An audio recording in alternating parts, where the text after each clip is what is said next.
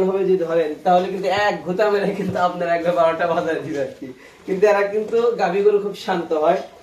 আপনার হলো গাভী গরু কিনবেন আর কি, মানে গাভী গরু এটা আপনার অনেকটা উপকারী হবে। কারণ মানে বাড়িতে যদি আপনার মানুষ কম থাকে অথবা আপনার অল্প কিছু টাকা আছে, সে দৃষ্টিকোণ থেকে আপনি গাভী গরু কিনলে কি হবে, মানে এরা পিচ্ছি বাচ্চা থেকে শুরু করে যারা ছোট ছোট বাচ্চা আছে, বাড়ির মেয়ে মানুষ আছে, মহিলা মানুষ যারাই থাকুক, মানে অনায়াসে খাবার দিতে পারবে, এটার তো কোনো সমস্যা হবে না।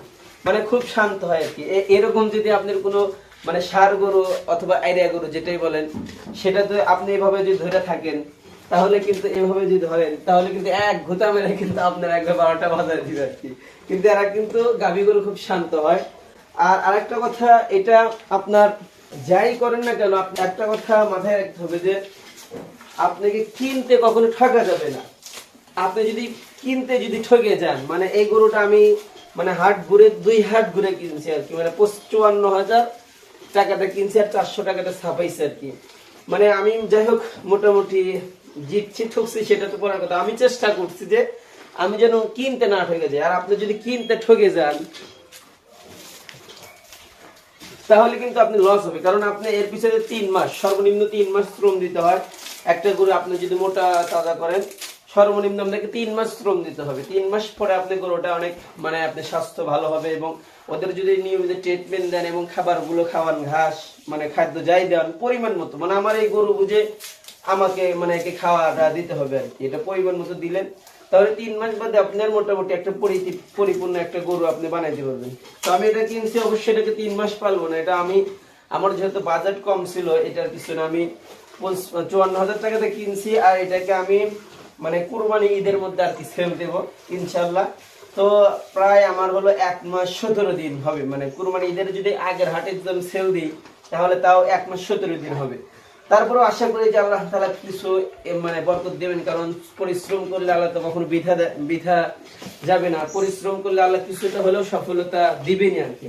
যাই হোক, এটা আমার সবচেয়ে বড় কথা যে আমরা যারা এলাকায় আছি, মানে আমার ভাই ব্রাদার যারাই আছি, আমরা যেন মানে আপনার 10,000 20,000 50,000 টাকা ফোন কিনছেন, আপনার বাবা মা আপনাকে ফোন কিনে দিছে, আপনি যদি আপনার সেই বাবা মাকে বলেন যে আমাকে 50,000 টাকা দাও, 20,000 টাকা দাও, আমি একটা গরু কিনে নিজেই ওটাকে লালন পালন করলেন, খাবার দিলেন, মানে মাস গেলে যদি আপনার 3 মাস ভাজে যদি একটা মানে গাভীর পিছনে মানে 10,000 টাকা খরচা করার পরে যদি আপনার মানে 50,000 টাকা কিনলেন আর কিছু খরচা করলেন, খরচা করার পরে যদি আপনি 10,000 টাকাও বাড়ায় 3 মাস ধরে, তাও কিন্তু আপনার হলো মানে মাসে আপনার মানে 3,500 টাকা প্লাসের মতো একটা আয় হচ্ছে আপনার। তো যাই হোক, পড়াশোনা তো আমরা করবো ইনশাল্লাহ। পড়াশোনার পাশাপাশি আমরা আমাদের বাড়ির মানে এরকম যদি কিছু একটা করি, ছোট থেকে যদি উদ্যোক্তা হয় তাহলে আমরা ইনশাল্লাহ বড় হয়ে অনেকটা মানে এগিয়ে পারবো আর কি। অবশ্যই আপনারা আমার জন্য দোয়া করবেন, আল্লাহ তাআলা যেন আমাকে খায়ের দান করেন, আমার ব্যবসা এবং সকল কাজে যেন আল্লাহ বারাকাত দান করেন। আর আমি আপনাদের জন্য দোয়া করি আল্লাহ তাআলা যেন আমাদের সবাইকে সঠিক বুঝ দান করেন এবং আমাদের যারা পড়াশোনার পাশাপাশি এখন থেকে বাড়িতে আসি অথবা ভবিষ্যতে মানে এরকম ব্যবসা ফার্ম অথবা যে কোনো ব্যবসা বাণিজ্য করবো, আমরা যেন এখন থেকে লেগে থাকি। বিশেষ করে গরু গবাদি পশু যদি আপনি পালন করেন তাহলে সেই ক্ষেত্রে আপনাকে অবশ্যই মানে এই ধরনের ছোট ছোট গরু এবং ছোটবেলা থেকে কিছু অভিজ্ঞতা শিখতে হবে। কারণ সব যদি আপনি ডাক্তারের উপর নির্ভরশীল হন তাহলে আপনি খুব একটা প্রফিট করতে পারবেন না। মানে এটা আপনি কখন শিখবেন, যখন আপনি ছোট থেকেই মানে দিয়ে একটা করে গাভী পালবেন, তাহলে এগুলো বাস্তব মুখে কিছু জ্ঞান আপনি শিখতে পারবেন, ছোটখাটো ট্রিটমেন্ট আপনি নিজেই দিতে পারবেন। তো দেখা হবে অন্য কোনো ভিডিওতে, ততক্ষণ পর্যন্ত ভালো থাকবেন। আসসালামু আলাইকুম ওয়া রাহমাতুল্লাহ। আর আমার গাভীটা কত বিক্রি করি আমি এটা আপনাদের সাথে শেয়ার করব ইনশাআল্লাহ, কারণ লাভ হলো না লস গেল এটা আপনাদের সাথে শেয়ার করব। তো আসসালামু আলাইকুম ওয়া রাহমাতুল্লাহি ওয়া বারাকাতুহু।